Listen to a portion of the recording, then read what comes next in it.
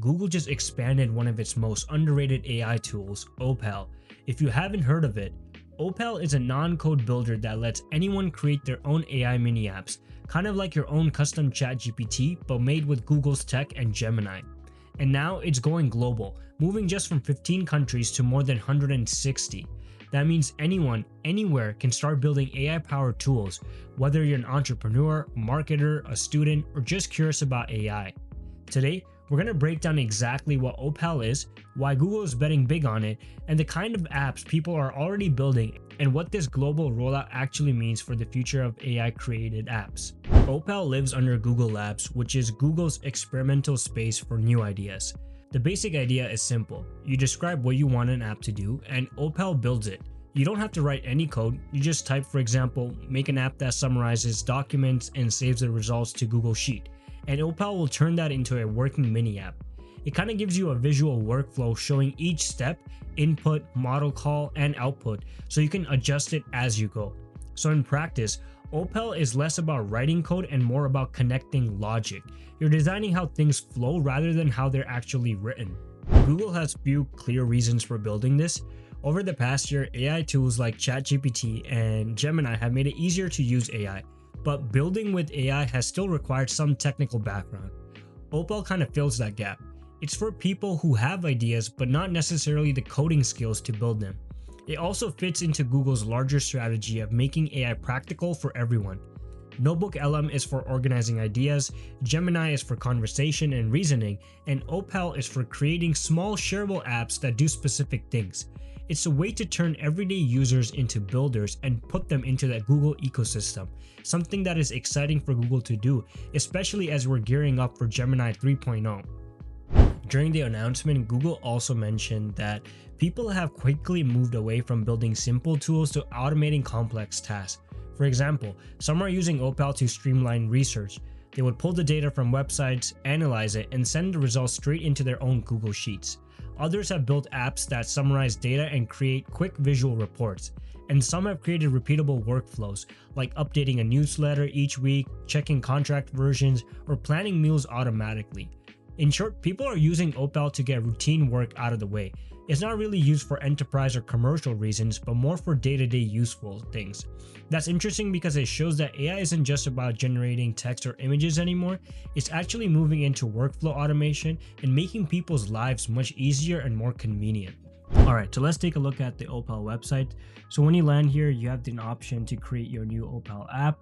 As you can see, it's an Opal experiment highlighting Google Labs. Then we also have this gallery here, which is at the moment you can see Opal team's own custom items that they have put, but you can play around, search things.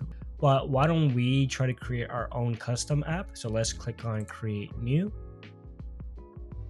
We can take a look at the demo video if you want some ideas. But basically you put your input, you generate it, and then there's an output, and then you can add a couple of things, and then whatever you build will be shown up here. So let's come up with an idea. What do we want to build? So I love working out and I love planning my workouts. So basically I want to create a gym training buddy app. So I want to tell it that I want you to create an app for me that allows me to plan my workouts, as well gives me new workouts every day based on the routine I'm following. So let's just give it some brief prompts and let's see what it creates. Let's press enter. Okay. So you can see it already created something, and you can see that first thing it asks, the app has created is like describe your fitness level. Then it's going to target your muscle groups. So you input what muscle groups you want to focus on. Then it asks the user what equipment they have, which I think is really cool. It's good that the app is also thinking about the user's limitation, and then the duration, like how long you want to work out for. And it's going to be able to generate a workout plan for that, and it will display the workout routine. So just to play around with it more, we can add assets. So you can add like things that you want to include. It could be your logo or something like that, a video or whatever it could be that you think that is needed in your app. You can add that in here. So let's test this app out. So this is the preview mode. Looks like, there's some things over here, like the sidebar, the console. This is kind of cool. Like it explains what's happening over there. There's a theme. You can also, okay. you know what, first let's just start exploring the app. We'll mess around with that after.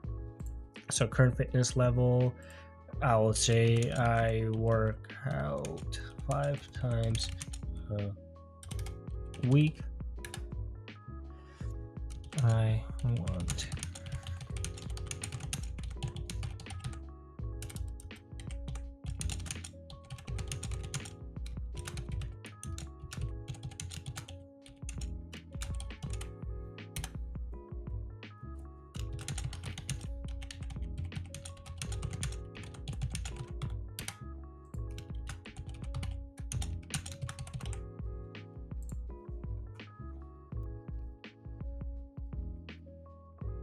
Okay, this is cool. So it generated a workout for me, saying that my fitness level is experienced because I mentioned that I go 5 times a week, full body, push pull legs, approximately 1 hour. So, okay, so it has a warm up for me, starting off with some jumping jacks, some warm ups like that. Then it's giving me a main workout.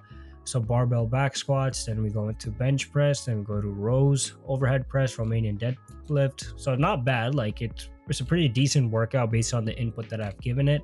Now it's also given me a cool down item for me to do after the workout, which I think is really cool. Can I click on these things? I can't really do much on here. All right, let's go back to the editor. You can change the theme. You have that. We can also suggest an edit. I mean, it's not bad that I was able to create this within like 2 minutes, and I haven't even played around with it much. I could give it more edits if I wanted to, change the theme to my liking. If I want to add more things like my logo and stuff, I could do that too. As well, I can play around and add more prompts and like make the app much more extensive. But this is really sick because Google is letting you do this for free, and you can share the app and you can publish it. You can use it for yourself. It doesn't even have to be published.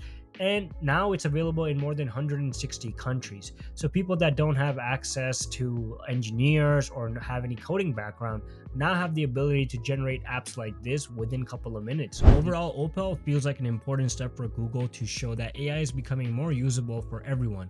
Not everyone wants to train a model or build a chatbot from scratch. Most people just want something that helps them work faster or test an idea quickly, and Opal kind of makes that possible. And with Gemini 3.0 around the corner, this timing makes even more sense. Gemini 3.0 is expected to bring major upgrades in reasoning, planning, and multimodal understanding, which means the AI powering Opal will only get smarter and more capable. So as Gemini improves, the mini apps people build in Opal will naturally get better too.